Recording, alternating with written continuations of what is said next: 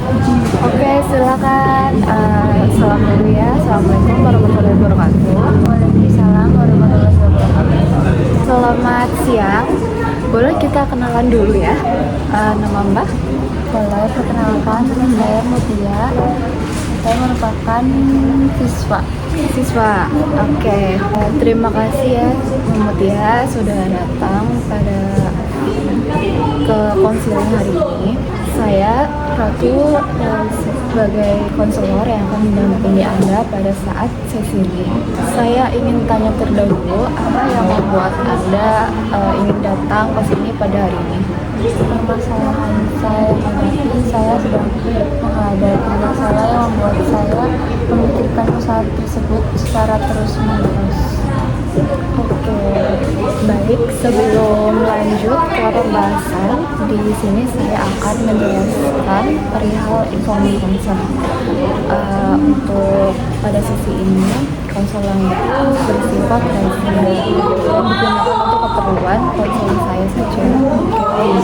Jika Mutia sudah memahami dan menyetujui, kita bisa melanjutkan ke sesi pembahasan. Gimana? Baik, saya sudah setuju. Baik, saya ingin mendengar cerita kamu lebih dalam dari awal. Apa yang memang kamu di sekolah pada hari ini? Akhir-akhir ini saya berangkat sekolah merasa sangat berat dan takut. Kemudian saya juga tidak nyaman dengan teman-teman di sekolah saya. Saya juga setiap hari rasanya untuk berangkat sekolah itu berat dan saya takut untuk bertemu dengan teman-teman. Terus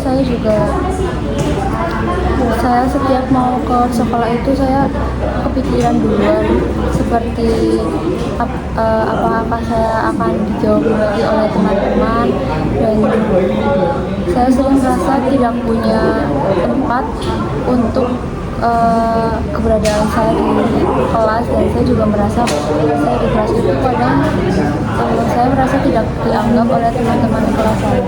Oke, dari cerita kamu tadi yang sudah dijelaskan, sebenarnya kamu banyak yang dipendam ya.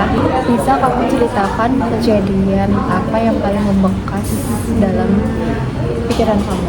Untuk perasaan dan kejadian yang paling membekas itu di saat saya ingin duduk di kelas, tapi ada teman saya yang tiba-tiba berdiri dan pindah tempat duduknya.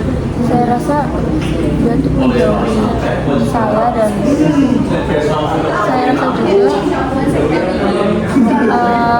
cukup kaget dan bingung kenapa tiba-tiba mereka duduk tetapi menjauhi saya, dan rasanya semua teman-teman saya itu matanya tertuju kepada saya, walaupun sebenarnya tidak, tapi saya rasa itu benar sangat membekas di pikiran saya. Pikiran Mutia ya. Oke, pada saat kejadian itu terulang, apa saja perasaan yang muncul di pikiran kamu?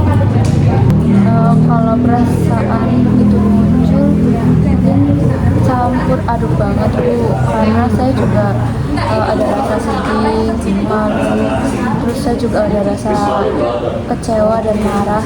Tapi marahnya saya ke diri saya sendiri, dan saya malah bertanya-tanya apa yang pernah saya lakukan atau kesalahan apa yang saya lakukan itu membuat teman-teman tuh tidak jadi menyenangkan untuk saya.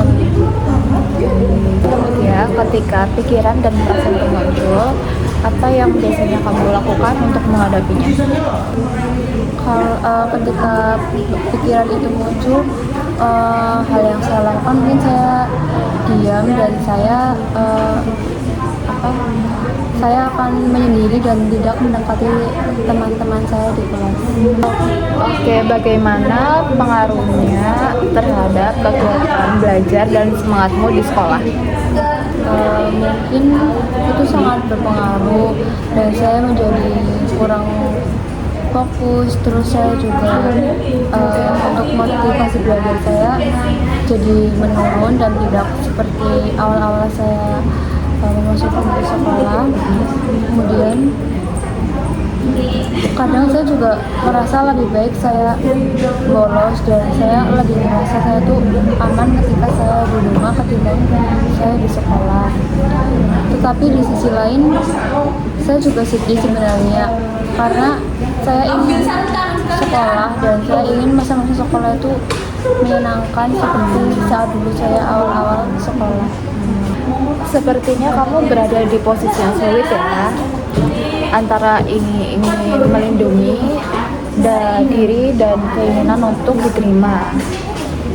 Di tengah semua pengalaman itu, apakah pernah ada momen di mana kamu merasa diterima atau sedikit lebih nyaman mungkin ada?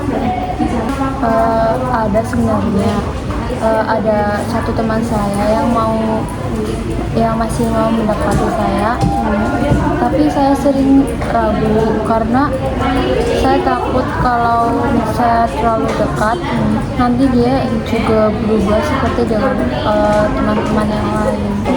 Ketakutan itu sangat bisa dipahami sekali Mutia. Dari semua yang kamu ceritakan tersebut, perasaan apa yang paling dominan ketika kejadian itu terulang di pikiran kamu? Kalau untuk yang paling mungkin saya merasa lebih sedih dan capek. Saya capek karena saya harus terus berpura-pura kuat. Saya juga capek karena memikirkan permasalahan ini terus menerus. Kemudian di sisi lain saya jujur, ibu setelah saya menceritakan semuanya di sini, saya merasa sedikit lebih lega karena apa yang saya alami dan saya rasakan akhirnya ada yang mendengarkan dan tidak menghakimi saya. Oke, terima kasih ya Mutia karena sudah berani menceritakan pengalaman dan perasaanmu dengan sangat jujur. Dalam pendekatan yang akan kita gunakan itu ada ABC, 3 utama. Yang ABC itu ada A, ya A itu kejadian yang kamu alami. Kalau yang B itu ada belief, jadi kayak pikiran yang muncul setelah kejadian ini, diperoleh dari kepercayaan kamu sendiri. Lalu yang ketiga itu dampaknya, yang ketiga itu ada C, konsekuensinya. Jadi seperti dampaknya terhadap perasaan serta perilakumu. Oke, mari kita mulai dari kejadian yang paling sering kamu alami. Adalah saat kamu dijauhi teman-teman, pindah tempat duduk, dan kamu merasa dihindari secara sosial. Apakah ini sesuai dengan yang kamu rasakan? Iya. Baik, itu yang kita sebut dengan bagian A, attendance atau pengalaman. Sekarang kita lihat ke bagian berikutnya. Setelah kejadian itu terjadi, pikiran apa yang sering muncul tentang diri kamu? Saya langsung memikirkan bahwa diri saya itu aneh dan saya itu memang menyebalkan dan saya itu tidak pantas untuk memiliki teman. Pikiran itu muncul berulang kali ya. Itu yang kita sebut dengan B, belief. Sekarang kita lihat dampaknya. Ketika kamu mempercayai pikiran tersebut, apa yang terjadi pada perasaan dan perilakumu? Saya menjadi sedih, capek, dan saya juga malu. Selain capek fisik, saya juga capek mental, dan saya lebih sering memilih untuk diam. Kemudian saya juga menjauh dari orang-orang sekitar saya.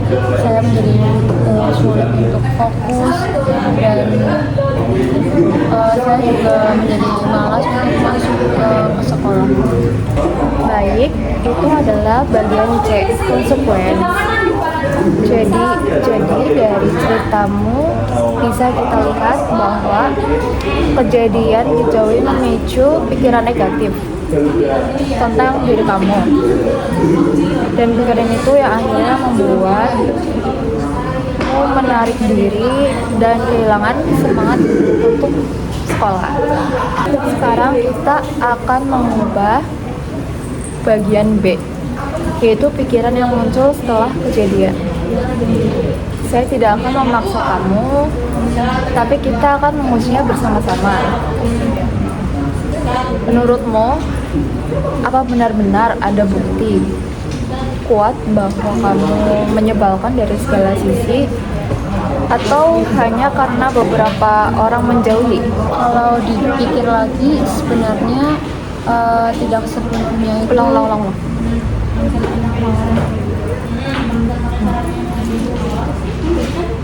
Kalau dipikir lagi, sebenarnya tidak sepenuhnya itu benar, karena masih ada satu teman dan teman itu mau berbicara dan bersikap baik kepada saya. Itu penting banget Mutia, artinya pikiran lama tadi belum tentu sepenuhnya akurat atau benar. Jika kamu melihat situasi dengan yang lebih adil, pikiran apa yang lebih masuk akal untuk diri kamu sendiri?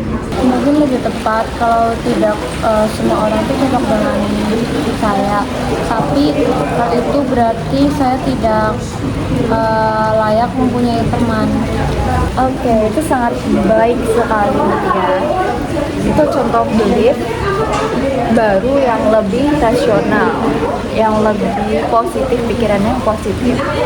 Kita akan gunakan pikiran ini sebagai pengganti ketika pikiran yang sebelumnya itu muncul.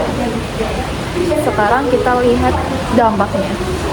Jika kamu menggunakan pikiran baru tadi, pikiran rasional, perilaku apa yang bisa kamu ubah secara perlahan di sekolah?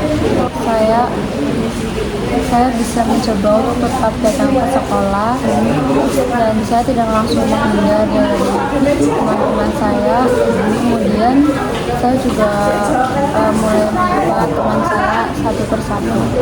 Baik, nanti kita akan praktikkan sebentar ya. Bayangkan kamu masuk kelas dan melihat teman kamu tersebut. Dengan pikiran baru yang lebih rasional, apa yang akan kamu lakukan? Mungkin saya akan mencoba tersenyum dan menyapa duluan, walaupun diri saya masih terasa gugup. Bagus Mutia, ini sudah menunjukkan perubahan perilaku yang sangat jelas. Artinya ketika B, kepercayaan berubah, maka C, dampaknya juga berubah. Sebagai latihan, setiap kali kamu mengalami kejadian yang membuat kamu tidak nyaman, cobalah mencatat. Yang pertama itu kejadian apa yang terjadi. Itu nanti kamu bisa mencatat dengan bagian A. Yang kedua itu bagian B, pikiran apa yang muncul saat kejadian pengalaman kamu gitu. Lalu yang ketiga itu ganti pikiran yang lebih rasional. Jadi pikiran yang pengalaman permasalahan tadi. Lalu yang keempat, perilaku apa yang akan kamu lakukan setelahnya. Catatan ini akan kita bahas dan evaluasi pada sesi konseling berikutnya. Baik Ibu.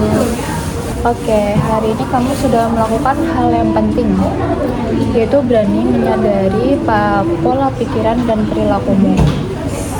Kita akan melanjutkan sesi berikutnya untuk mengevaluasi latihan ini dan memperkuat perubahan yang sudah kamu mulai dengan mencatat dengan penggunaan ABC behavioral.